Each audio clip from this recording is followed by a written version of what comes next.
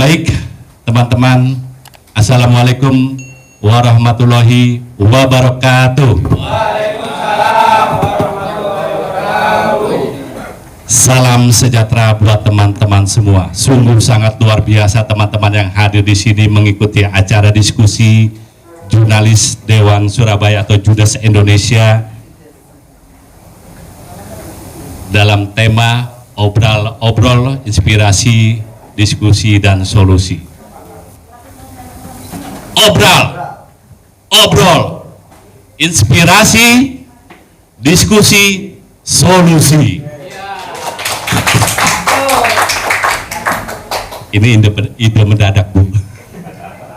Tapi alhamdulillah, terima kasih aplausnya teman-teman. Sungguh sangat luar biasa teman-teman wartawan Judes atau yang biasa ngepost dan meliput di gedung DPRD Kota Surabaya ini. Tidak lupa juga saya mengucapkan kepada dua narasumber kita, yaitu Bapak Mubarok selaku pakar sosial dan politik, juga ada anggota legislatif kita yaitu Ketua Komisi A DPRD Kota Surabaya, Ibu Pertiwi Ayu Krisna, atau biasa kita sebut Ibu Ayu. Tepuk tangan buat kedua narasumber. Terima kasih. Teman-teman, ini langkah awal dari kegiatan Judes Indonesia. Kenapa kita sebut Judes Indonesia? Karena kita punya moto dan punya impian yang sangat besar, yaitu dari Surabaya untuk Indonesia.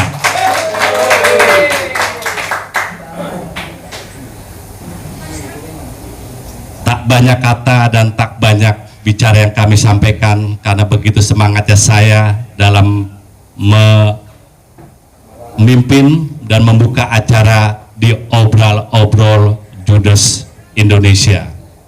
Selebihnya saya sampaikan dan saya persilakan Ketua Kelompok Kerja Judes Indonesia Bapak Maulana untuk mengucapkan dan memberikan sepatah kata pada acara Judes hari ini. Silakan Bapak Maulana. Oke, Assalamualaikum warahmatullahi wabarakatuh. Selamat datang Kang Barok. Ya, kita biasa tenarnya itu Kang Barok karena dia alumnus PMII. Kita tahu pergerakannya sudah sangat fenomenal lah kalau di kalangan orang-orang PMI. Selamat hadir juga Bu Ayu, Ketua Komisi A. Terima kasih. Ini sekedar informasi bahwa ini mungkin kegiatan kita yang perdana soal diskusi tentang fenomena-fenomena yang terjadi di masyarakat. Jadi teman-teman cukup bersemangat. Saya sangat berterima kasih ke teman-teman juga. Jadi ide-ide mereka itu ada saja. Kita yang terbilang sudah tua itu mengikuti yang muda-muda itu agak keteteran, makanya terus oke lah, silahkan jalan, kita support dan kita komunikasikan dengan narasumber dan yang lain sebagainya. Mungkin itu informasi awalnya. Ke depan kita akan terus rutin menggelar ini, mungkin 2 minggu sekali dengan topik-topik yang sekiranya lagi booming lah di masyarakat. Mungkin itu kata pembuka dari saya. Selamat berdiskusi, semoga menemukan solusi. Terakhir untuk teman-teman wartawan, saya berpesan dari diskusi ini mungkin bisa dijadikan bahan berita agar memberi pencerahan kepada masyarakat. Oke, demikian saya ucapkan selamat berdiskusi dan mudah-mudahan bermanfaat. Assalamualaikum warahmatullahi wabarakatuh. Baik, silakan Bapak Moderator, Bapak Faik dari Tribunnews untuk memandu diskusi kita pada siang hari ini. Terima kasih. Untuk semangat ya, sekarang hati. Ya, selamat untuk Judes, selamat untuk kita semua. Ibu Ayu, selamat datang di press room kami di komunitas wartawan di Dewan DPRD Kota Surabaya dan Bapak Dr. Muhammad Mubarak. Ya, baik teman-teman, saya harus mengawali acara yang spesial ini, acara yang luar biasa. Ini kali pertama, kali perdana, dan pasti ada kejutan-kejutan. Bagaimana seorang ketua umum di begitu semangat, tapi ini pancet nyekel, ya ini nyekel begini sambil sendakep. Semangatnya akan makin tumbuh kalau ini terus berjalan. Isu-isu kota, tren-tren bangun-bangun kota. Nah, kebetulan ada Bu Ayu, ada Pak. Ya, teman-teman, kita akan berdiskusi ke depan, rileks tapi santai. Saya yakin dengan Ibu Ayu dan Bu Marok semua akan mendapatkan solusi terbaik. Nah, teman-teman dan semua rekan-rekan wartawan di DPRD Kota Surabaya, saya tertarik dengan ini Pak Mubarak, Bu Ayu, obrol-obrol. Ini adalah momentum Ibu, kita ngobrol diperlukan Bu. Saya yakin Ibu Ayu adalah orang yang suka obrol. Ya, los. Terutama ide-idenya Ibu, kalau sudah menyentuh layanan, menyentuh sosial masyarakat, brol Bu ya, nggak tahan Bu. Ya, kita akan mengawalinya Ibu dengan Bu Ayu dulu, nanti Pak Mubarak selaku pengamat sosial, pengamat politik, pakar politik UNESA bisa mereaksi terkait dengan fenomena stiker Gawkin Ibu. Nah, stiker Gawkin ini menjadi sesuatu yang fenomenal karena secara program bagus, kita memberi tanda, memberi biar tidak ada kecemburuan, biar itu tegas, biar itu penerima adalah sesuai haknya. Namun di sisi lain ada sisi-sisi lain yang kita tidak ketahui. Nah, judes menangkap dengan baik Ibu. Judes itu maknanya itu judes Bu, kalau cerewet. Nah, kalau sampai program kota itu kedodoran Bu, judes kan pertama yang berteriak Bu.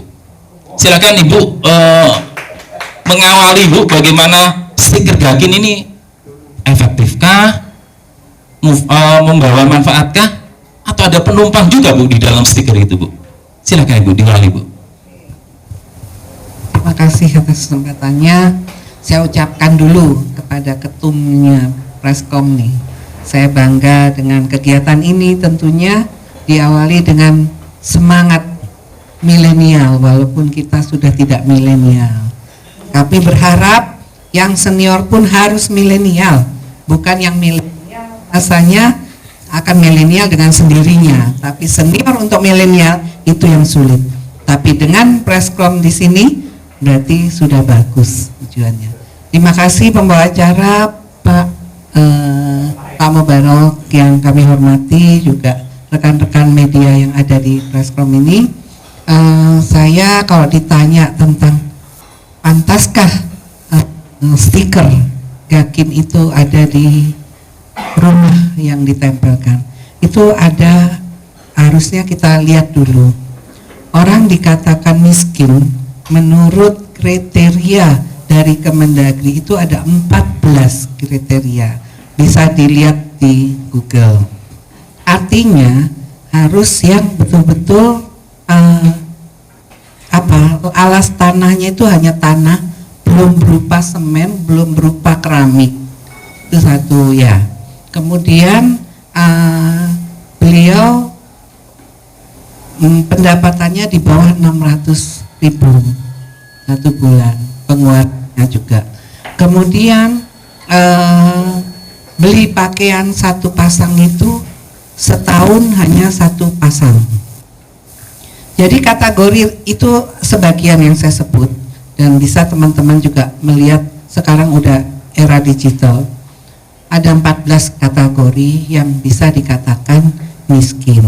Artinya berarti 14 itu harus ditempeli stiker. Tapi yang saya tidak sepakat adalah kalimat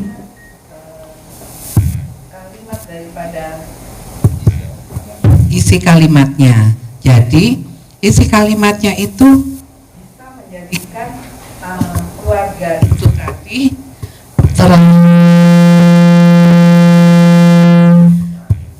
keluarga itu minder, ya kan? Minder. Kita kan juga nggak kepingin, saya wakil rakyat ini nggak kepingin warganya dicap miskin tentunya. Ya, bagaimana solusinya?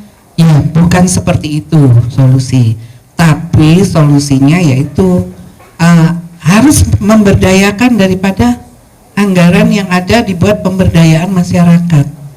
Itu satu, dibenahi dulu. Terus penempelan stiker itu juga harus dibenahi. Datanya harus valid dulu. Yang terjadi di saat saya reses itu tidak semua yang ternyata dalam kategori itu. Ya, jangan dikaitkan dengan bantuan yang tertera. Ya, yang tertera itu ini masih fenomenal daripada pusat juga ya. Yang dikatakan mendapat bantuan itu yang miskin sekali atau yang seperti apa.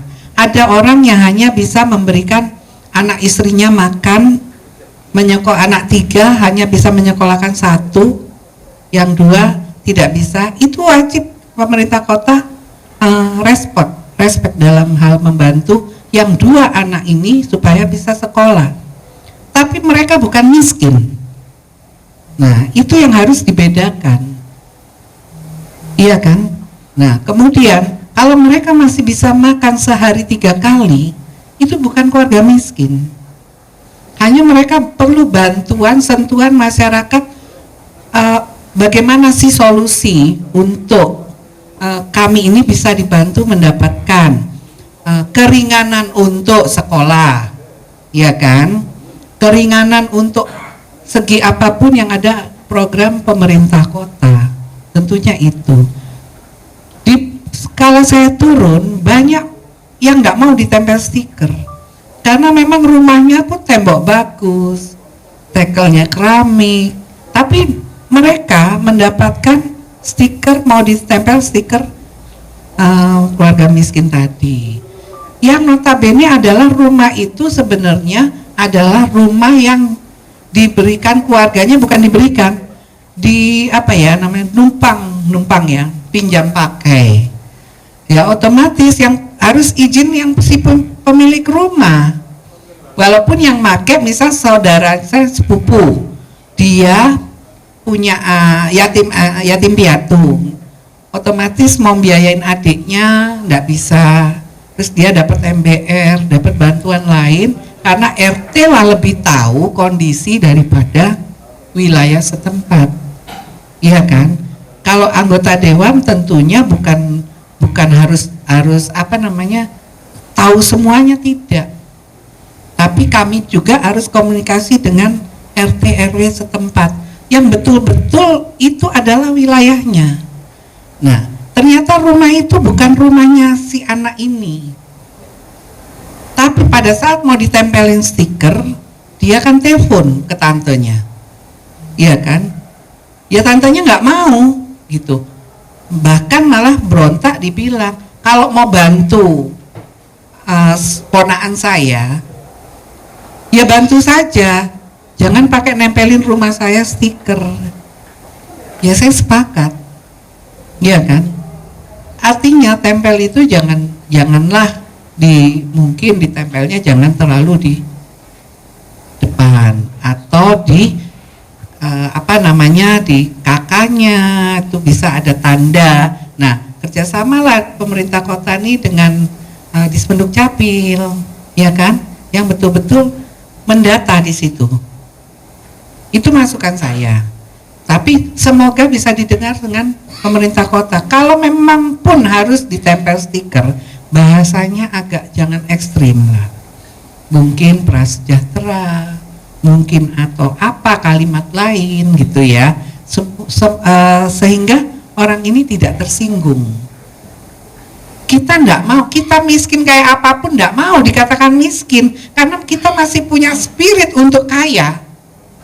Kita masih ingin lebih daripada orang yang di atasnya. Kalau sudah dicap miskin, ucapan adalah doa. Itu yang saya khawatirkan. Iya kan? Kalau sudah ucapan itu, tempelan itu akan ucapan. Ucapan itu doa. Maukah akhirnya warga Surabaya ini ya dia tetap miskin? Kan ya enggak. Iya kan? Kita membantu juga enggak setiap saat, setiap tahun bantu dia. Siapa tahu 3 bulan kemudian ada rezeki nomplok dari siapapun, iya kan?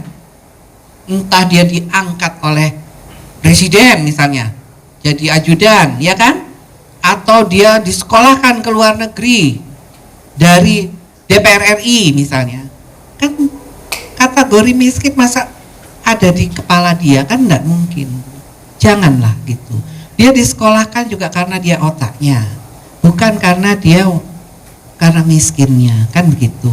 Nah, itu masukan saya, mungkin Prof bisa menambahi atau sepakat atau tidak kalimat itu gitu.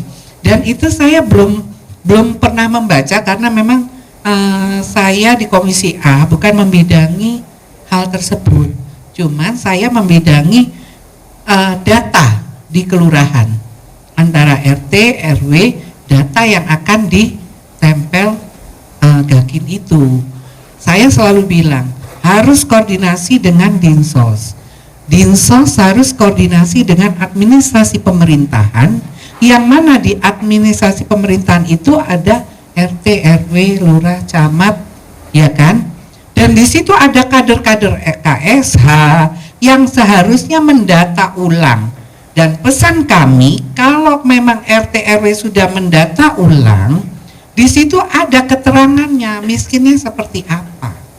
Jadi yang menentukan nanti monggo pemerintah kota silakan, iya kan? Nah, miskinnya mungkin dia numpang seperti yang saya katakan tadi. Bisa juga memang dia hanya nggak bisa nyekolahkan anak sama sekali, hanya bisa makan sehari 3 kali, ya kan? Karena dia ngojek atau apa untuk cicilan sepeda motor. Bukan berarti dia punya motor, dia dia kaya, tidak. Dia bisa nyicil motor itu, bukan karena dia. Makanya saya bilang kan orang tidak mau jadi miskin selamanya, iya kan? Nah, saya minta ya jangan ucapan nanti menjadi doa. Itu nanti yang harusnya dihapus datanya, sudah tidak miskin, misalnya dihapus 3.000, ternyata muncul lagi 3.000 gara-gara doa tadi. Nah itulah, nah itu memang ada di Komisi D ranahnya. Yang saya berpesan bolak-balik sama administrasi pemerintahan, tolong dicek ulang. Bahkan ada yang rumahnya PNS pun ditempelin gakin, nggak masuk akal. Wong dia dia ini terima gaji di atas 3 juta UMR, ya kan, UMK-nya di atas itu. Masa dia alasannya rumahnya itu dinunuti anak yatim piatu. Nah, ya kan, itu harus bisa dibedakan seperti apa penempelan stikernya, kan gitu. Nah, yang ditempelkan atau yang diberi bantuan ini yang mana? Bisa jadi anak yatim piatu itu memang nggak punya bapak dan ibu, memang masih kecil, dirawat oleh tetangganya. Ya tetangganya orang mampu, tapi rumahnya ditempelin gakin, ya nggak mau. Orang dia bantu, tapi sebenarnya yang dapat bantuan itu kan anak angkatnya atau anak binaannya, kan begitu. Ya, jadi memang harus betul-betul kader-kader KSH ini, Surabaya Hebat itu kan punya kader banyak itu, yang dibiayai oleh pemerintah kota dengan anggaran APBD. Itu harus betul-betul bekerja dengan dengan baik, ya kan? Kemudian bekerja sama dengan lurah. Nah itu harus dikerjakan dulu, dirapikan dulu, baru bisa berhasil dengan baik. Mungkin nanti ada tambahan, nanti mungkin saya akan tambahin lagi. Monggo. Sebentar, ya. Ya, itu tadi adalah Ketua Komisi A sekaligus politisi perempuan Golkar, jangan heran kalau Golkar ini ya sangat piawai Bapak kalau memilih kalimat, memilih kata. Yakin nggak perlu Pak prasejahtera itu Bu ya, itu di era Ibu Ayu paling hebat begitu. Nah, hanya persoalannya di Surabaya ini kan ada program MBR, sudah disebut masyarakat berpenghasilan rendah. Nah, ada program di Kota Surabaya itu memberi intervensi yang semua orang ingin miskin Bapak. Nanti Pak Mubarak Muharram akan menyinggung soal ini ya. Itu fenomena yang konstruktif kah? Fenomena yang memang harus diteruskan atau cukup sampai di situ? Ya, silakan Pak Mubarak untuk melanjutkan bagaimana tema kita ini adalah kartu miskin dan status ekonomi. Di Surabaya nanti bisa disinggung kalau Bapak melihat fenomena yang lebih ekstrim barangkali. Selamat siang. Alhamdulillah saya dapat apa Bu? Kembali lagi ke sini. Sebagian teman-teman ini tahu saya ini dulu itu sering ke sini. Sekitar 2005-an kalau tidak salah ya. Sekarang 2022 hampir berapa?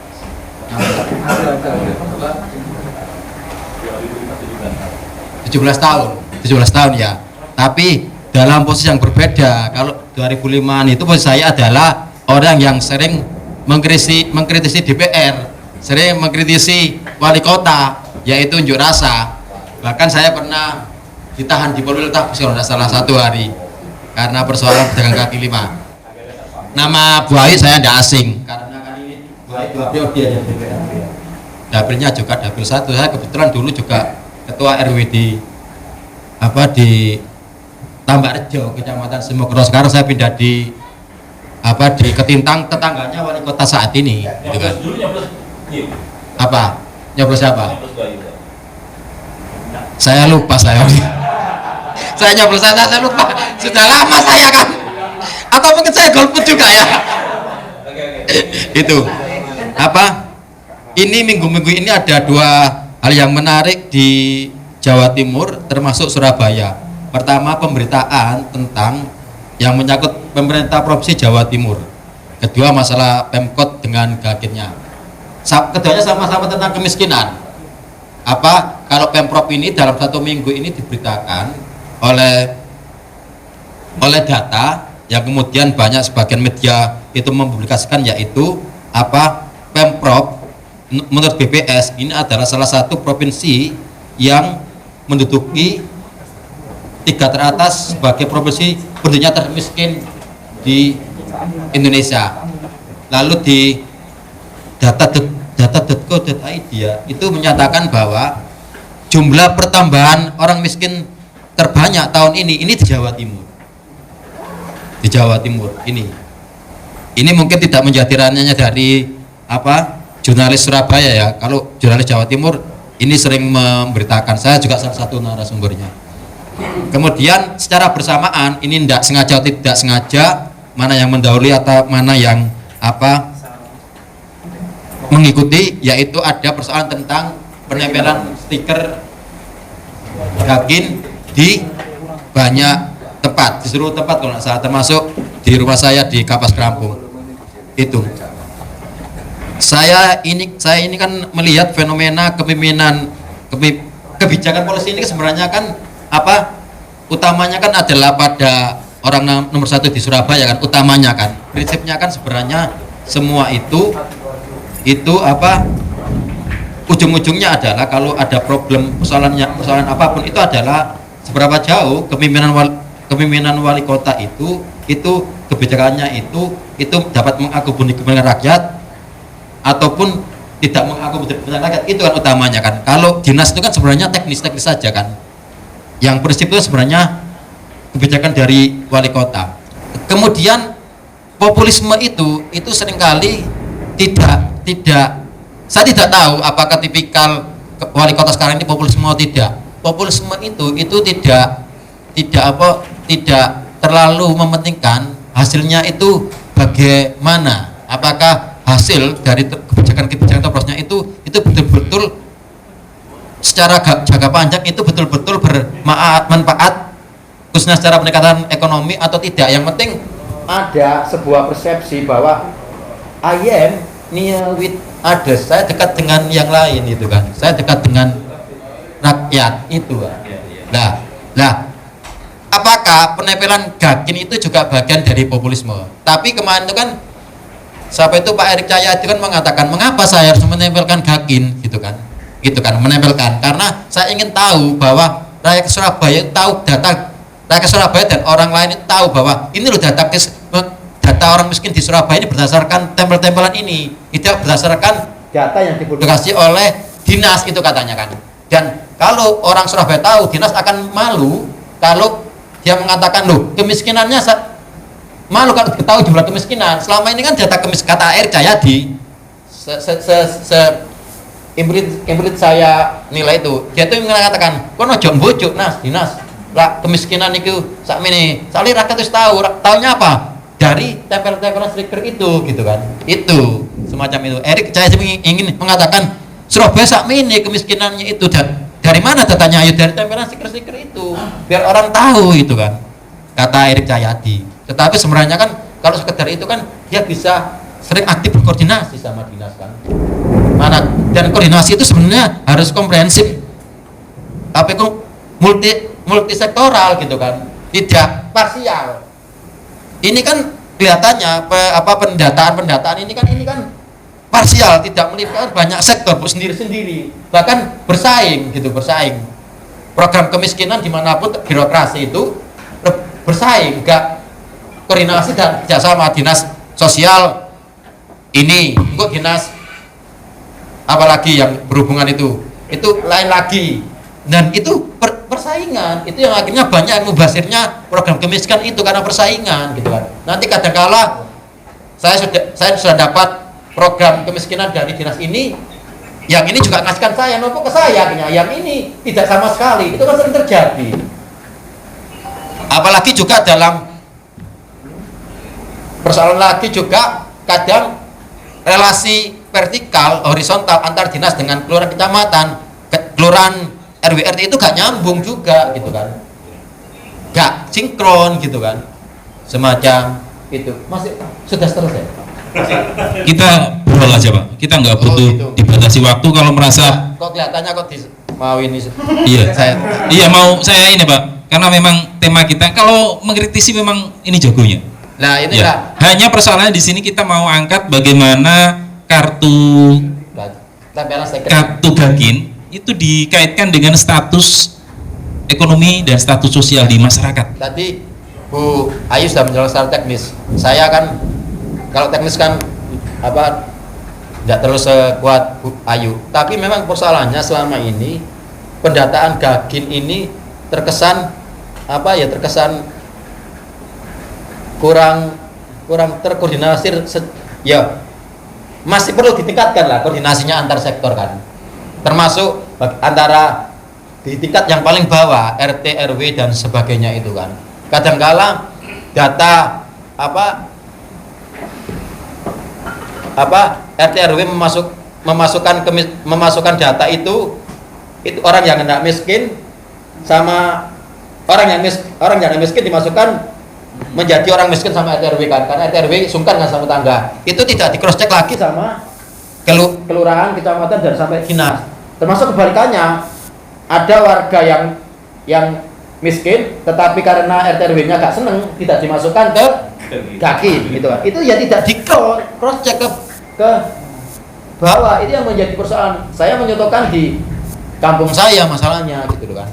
Di kelurahan saya itu banyak terjadi gitu kan. Loh, kok ini orang kaya, orang mampu, ya termasuk juga orang ada warga yang PMK-nya kerja di bank, PMK-nya tinggi, lalu juga malamnya masih jualan, itu mendapat, itu ya ada seperti. Tapi memang tidak tahu seberapa kesalahannya, presentasi kesalahan itu. Tetapi sebaiknya, idealnya itu program itu ya meminimalisir kesalahan kan, itu kan. Kalau bisa kesalahan itu dibawa 5% itu kan semacam itu kemiskinan itu sebenarnya kategorinya ada dua, kemiskinan kultural dan kemiskinan struktural.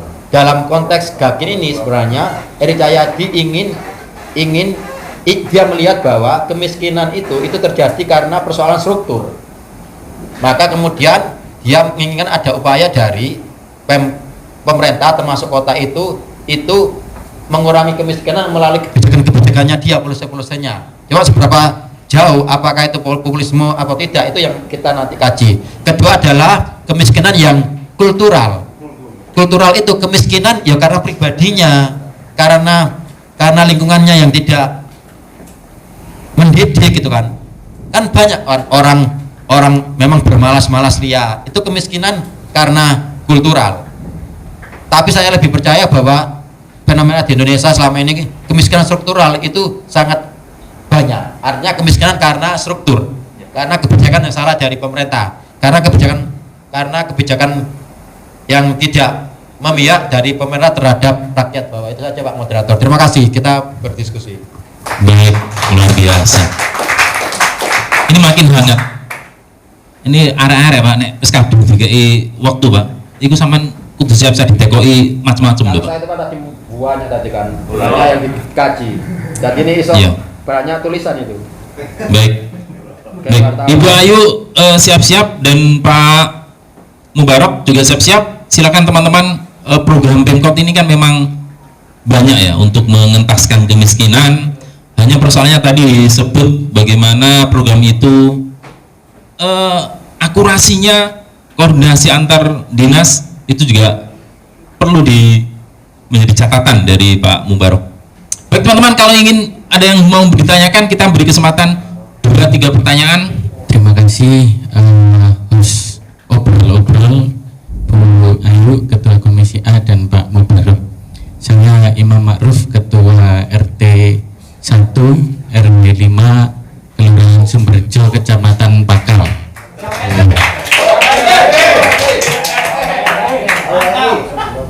Mohon izin mempertanyakan terkait GAMIS, program GAMIS, di mana memiliki berbagai indikator, di mana 8 indikator itu ketika tidak memenuhi satu saja maka tidak bisa dikatakan GAMIS. Nah, salah satu contoh sederhananya saja itu tidak memiliki kendaraan bermotor, itu tidak memenuhi kualifikasi GAMIS, atau tidak memiliki barang yang itu kalau dijual senilai 500.000 itu dikatakan bukan GAMIS. Artinya kalau punya barang yang seharga 500 itu otomatis bukan GAMIS. Nah, sudut pandang saya yang pertama, ketika itu dinamai GAMIS demikian, maka makna GAMIS itu menjadi sangat rendah sekali.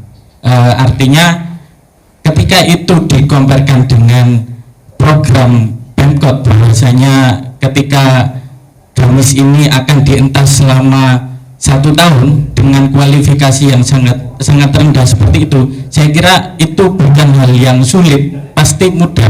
Lah, apakah ketika hal itu sudah didefinisikan GAMIS di atasnya, bagaimana nasib setingkat mungkin selisih 100.000 gitu ya, ketika misalkan punya kekayaan atau barang yang senilai 600.000 karena standarnya 500.000 maka tidak dikatakan GAMIS. Lah, bagaimana nasib setingkat di atasnya hanya selisih sekian ratus ribu? Itu mungkin pemaknaan sederhana karena mengacu pada makna atau kualifikasi dikatakan GAMIS. Assalamualaikum warahmatullahi wabarakatuh.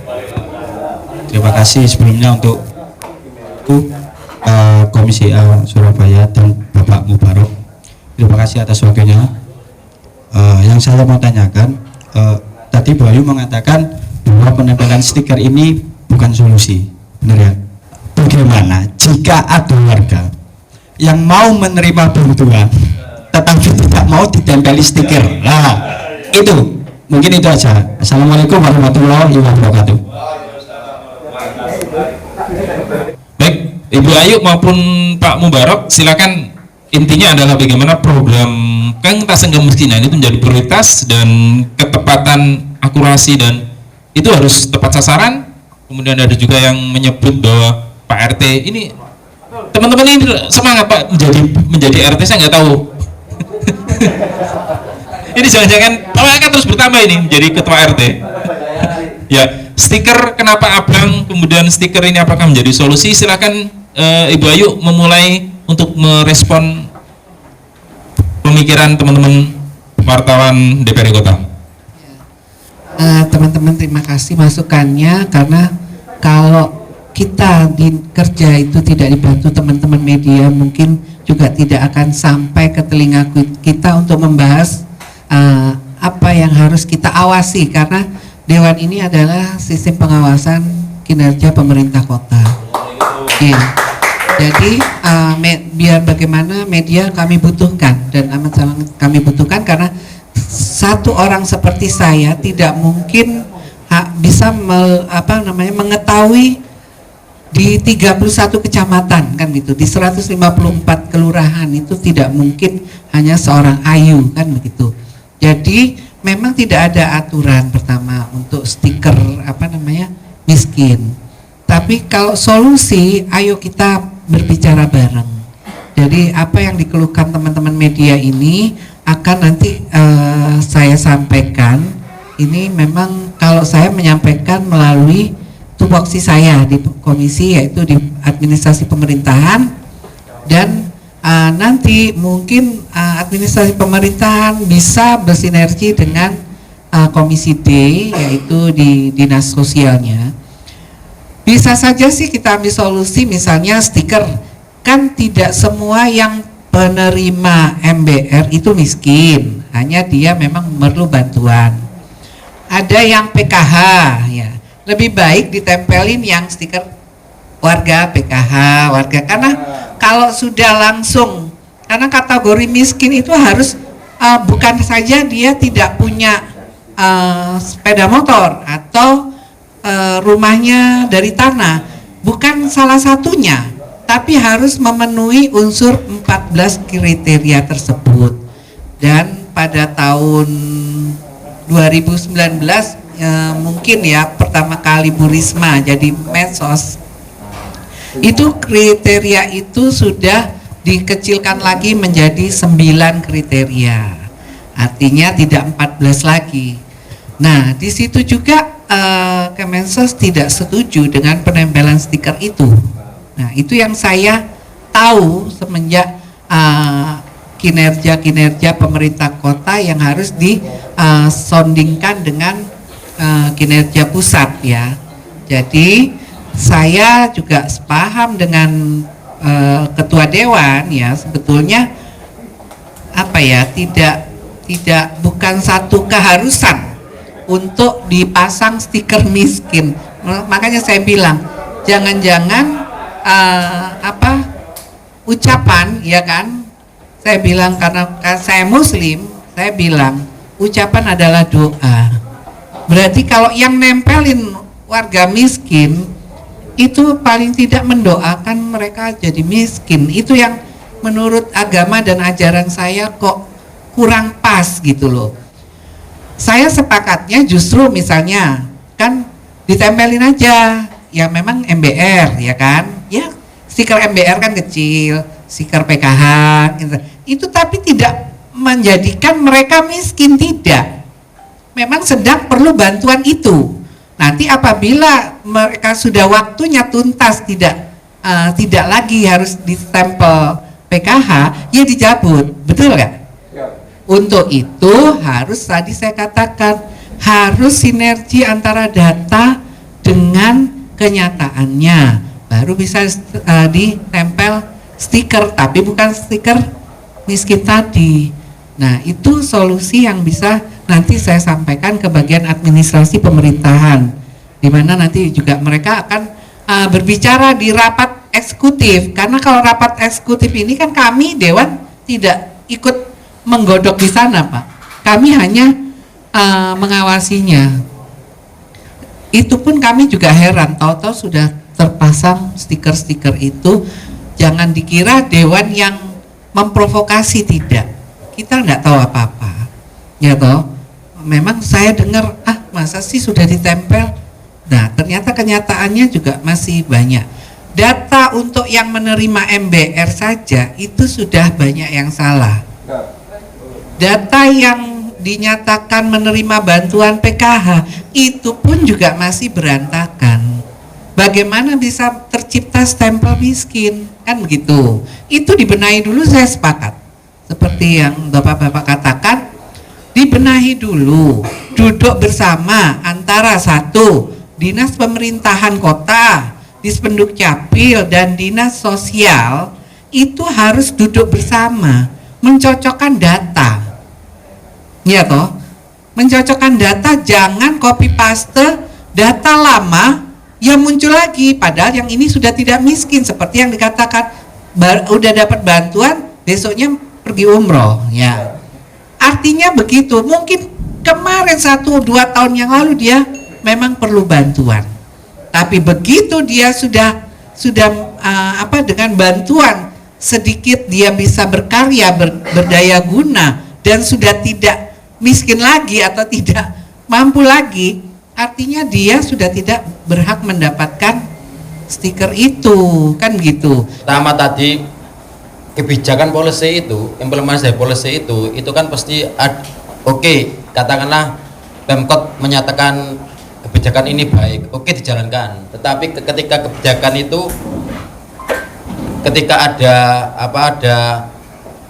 ada kritik dari warga, lalu ada gugatan dari warga, dari tokoh masyarakat, itu kan mestinya harus ada evaluasi, karena kebijakan yang baik itu pasti ada proses evaluasi.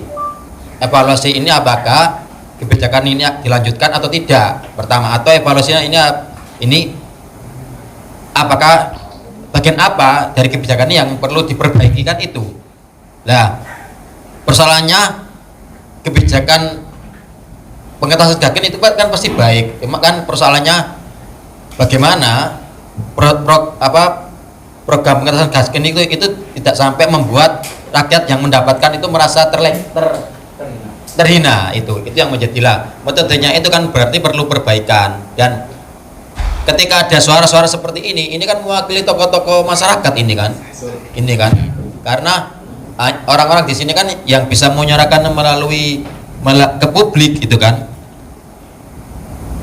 Suara-suara ini mestinya kan diakomodasi, didengarkan, sehingga akhirnya kebijakan itu menjadi ideal. Jangan sampai ketika kebijakan itu dipersoalkan, Pemkot khususnya dinas terkait itu diam saja, karena kan dinas itu kan kalau ada yang orang mempersoalkan, dia kan merasa harga dirinya juga terganggu kan, seolah-olah kebijakannya jelek gitu kan.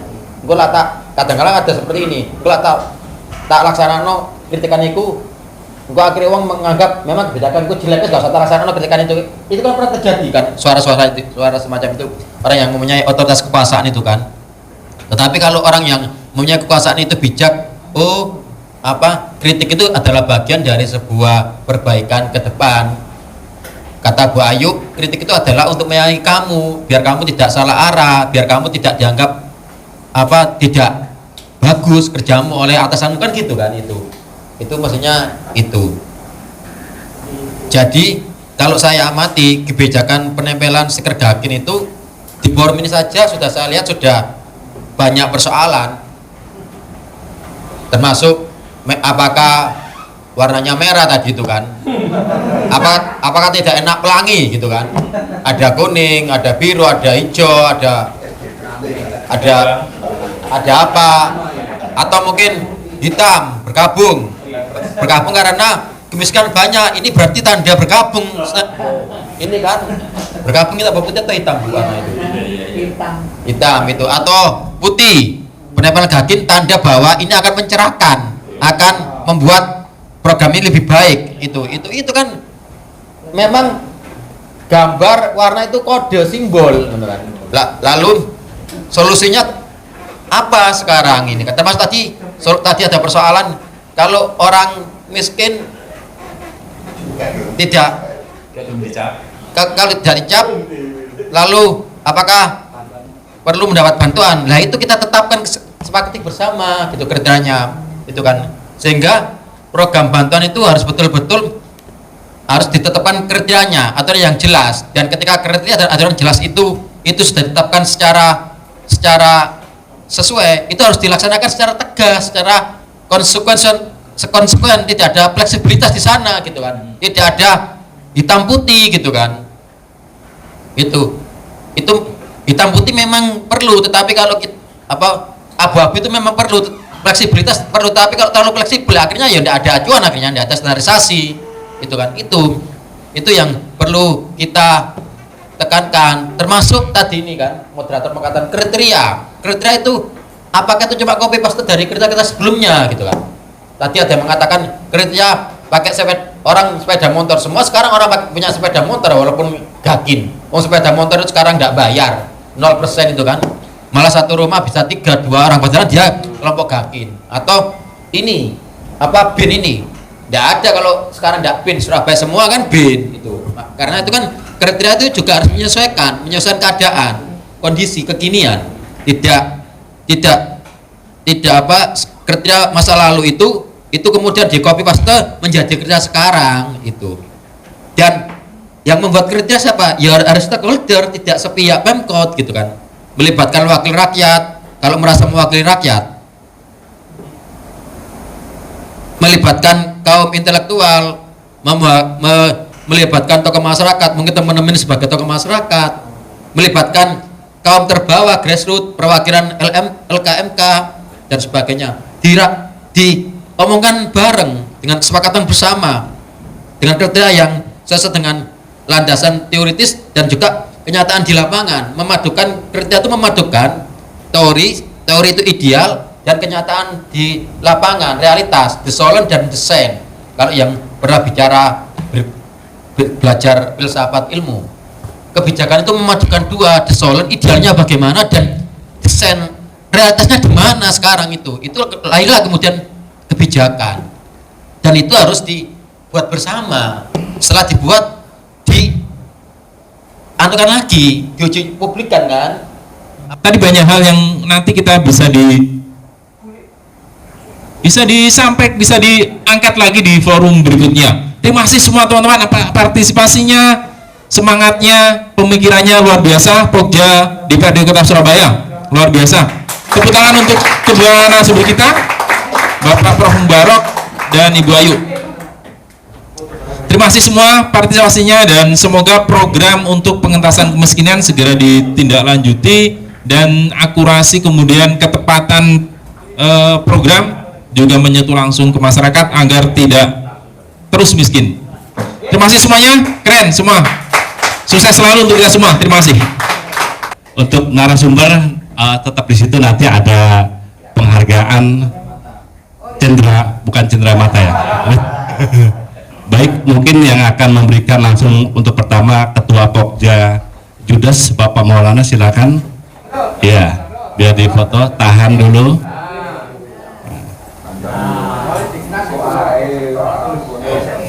Yang berikutnya sertifikat dari buat Bu Ayu, Ketua Komisi A, terima kasih.